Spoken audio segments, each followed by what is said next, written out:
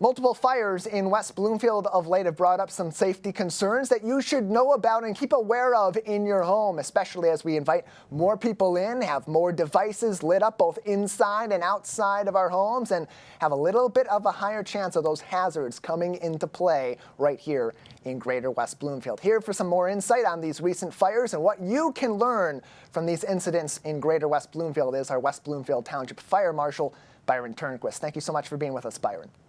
Oh, thanks for having me, Tyler. How are you this morning? I'm doing fantastic. How are you? Good. Well, glad to have you on to talk about this because it's always important to keep the community up to date on some safety protocols that they can put in place in their home and some considerations to make when we have those, even those little changes throughout the year. And as we get into the holiday season, we see more of these sort of hazards that pop up on occasion from home to home. And lately, what we've seen in West Bloomfield, a couple of fires over the weekend, one in an attic, one in an attached garage. What's some of the information we know about those fires that may provide some important insight to homeowners in Greater West Bloomfield? Well, we're still working on those to try to determine the exact cause of both of those fires. So the investigation's ongoing, and unfortunately, I'm going to be that guy and say it's a little too early to release anything publicly. But some of the things that I would like to remind everybody is the most important thing that you can have in your home is working smoke alarms. The working smoke alarms will detect the smoke, give you that early warning, give you as much time as possible to safely exit your house in the event of a fire.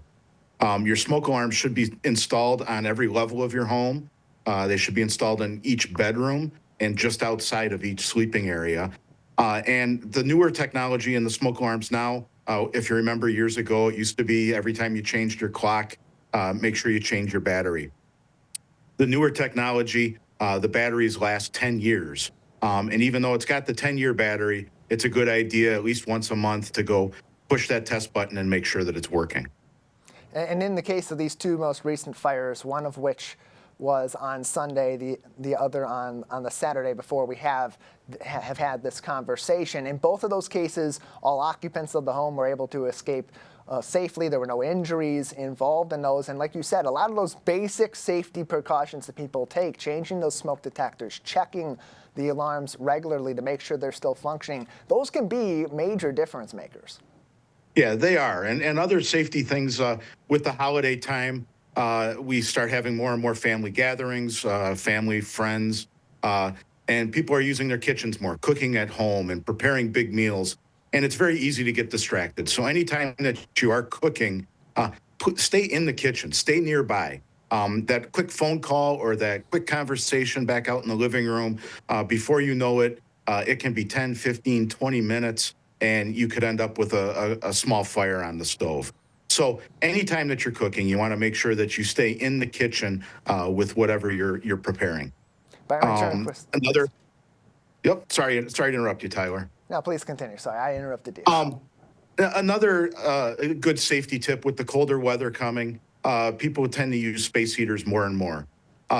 If you're going to use a space heater in your home, you want to make sure that you plug it directly into an outlet, not into a power strip and not into an extension cord, but directly into an outlet. And make sure that that space heater is at least 3 feet away from anything combustible. It's easy to, again, with the holidays and decorations, it's easy for things to get bumped up or moved too close to a space heater. And you want to make sure that your combustibles are away from that space heater. And it's also a great idea, just like with cooking, you never want to leave that space heater running while you're not in the room. If you're going to leave for the day or leave the room and go to a different part of the house, unplug it just to be on the safe side. A great place to go for a lot of this kind of advice and even more details is on the Facebook page of the West Bloomfield Fire Department. That's Facebook at WB Fire Department for even more information. Or you can always call the fire department's non-emergency line to get even more insight on how it may relate to your situation and to your facility as well. Byron, another recent fire was due to a malfunctioning appliance, and we know with more modern appliances, there's a lot of new technology that goes into them, a lot of digital technology that can have some issues here and there. Not necessarily a major cause for alarm for people in our community, but when these malfunctions do happen, they can lead to certain hazards. What do we know about this malfunctioning appliance, or better yet, if there's not much detail on that at this time, what should we know about our appliances and how they can potentially be hazardous if we're not keeping up to date with them? Yeah, again, there's not too much information that I can share yet on those causes. We end up working with electrical engineers and other experts to try to pinpoint an exact cause. So again, the most important thing, whether it's a space heater, whether it's cooking in your kitchen, when you're using those appliances, anything that causes heat, you don't want to leave that running unattended. Talking about heat and heating your home, it's a great time to go take a look at your furnace downstairs. It's always recommended that you have a checkup by a licensed furnace contractor to make sure that it's in good working order. But just as in a space heater, you want to make sure that there's no combustibles that have been accidentally pushed up or moved up close to your furnace. It's a good idea to have your combustibles in your basement or anywhere near your furnace at least 3 feet away.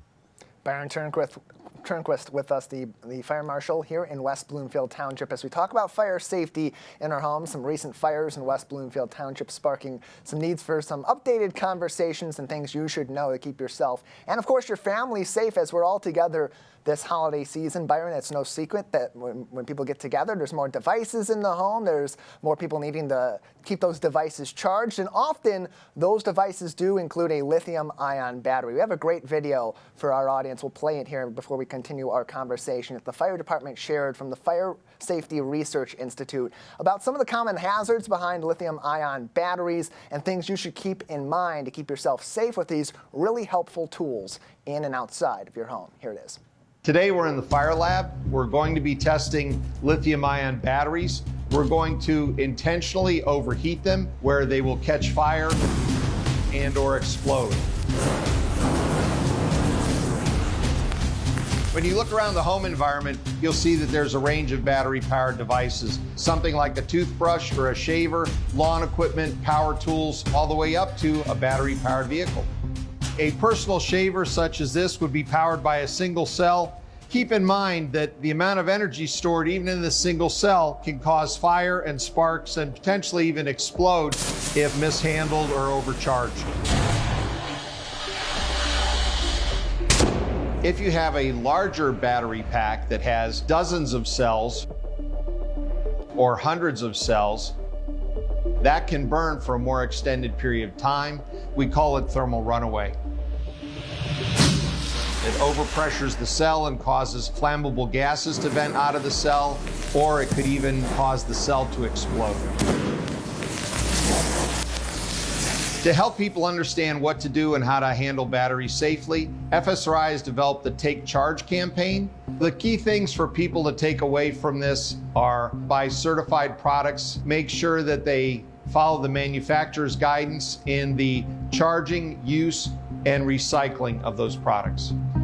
We need people to keep in mind that batteries are in products and devices they use every day, and that appropriate handling and charging of those devices will prevent fires and keep them fire safe.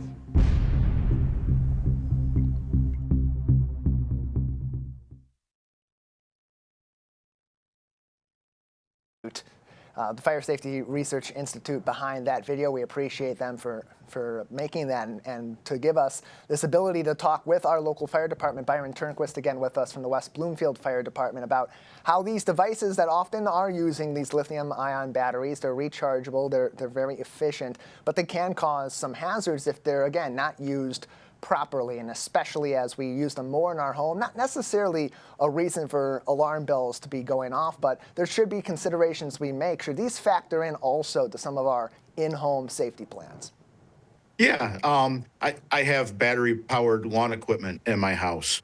And one of the things I do whenever it's time to charge those batteries, I make sure, again, I'm a broken record, keep it away from combustibles. I keep it out in an area where I might not stay in the room with it, but I am at home with it and nearby, so that if there is a problem, I'm going to hear it and be able to address it quickly. You don't want to leave these items just on a charger in the garage or in a basement where they can go unnoticed or unwatched, unsupervised for an extended period of time.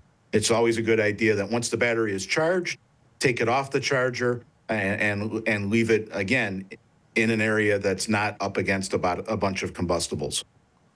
Some things to consider this season is maybe you have electric-powered snow blowers or other devices that are helping you out in the winter here in Greater West Bloomfield, or other devices that you're using inside your home as you're bringing family and friends in during the holiday season. Byron, before we let you go, thinking about the holiday season, it's the time of the year we're seeing all these beautiful light fixtures going up at our local businesses and certainly in our local residential areas as well. What are some considerations that the public should be making as they plan to put up those lights, decorate their homes, but hopefully have a safe holiday season? It's very important. Don't overload extension cords or outlets and circuits in your home. If a circuit breaker pops, it's doing that for a reason. Find a different outlet to plug in some of the decorations. If any of the cords are damaged, if the extension cord is damaged or the lights are damaged, replace them. Don't gamble with your safety and your loved one's safety. With candles, they're also very popular at this time of year. Make sure that, again, they're away from combustible materials and never leave them burning in a room unattended. It's best to keep them in a glass container and away from combustible materials. And keep an eye on them because you never know when there just can be a problem with the candle or the wax. There's something you need to know that's fire safety related, that will be on the Facebook page of the West Bloomfield Fire Department on Facebook at WB Fire Department for even more information, safety tips all throughout the holiday season and at various points all throughout the year to keep you up to date, to keep your home, your office, and every other place you're going across our community safe all year round. Byron, thank you so much for your time. Anything else we should be keeping in mind at this moment? We have seen a rise of the family handyman doing projects at home in their house, having issues. If you're going to replace an outlet or replace a light fixture, take that extra minute, isolate that circuit, make sure that the circuit breaker is turned off, do the repair, make the change that you're going to do, get everything back to normal, and then turn the circuit breaker back on. Avoids the risk of fire and electric shock. So we want everybody to be safe while you're working on projects at home. Byron, thank you so much for your insight today and this, as always, very sage advice as we head into a busy part of the year and people may be not paying as much attention to these different areas of their home. Could be a big difference maker if they take that little bit of extra time. Thank you so much. Thanks for having me, Tyler.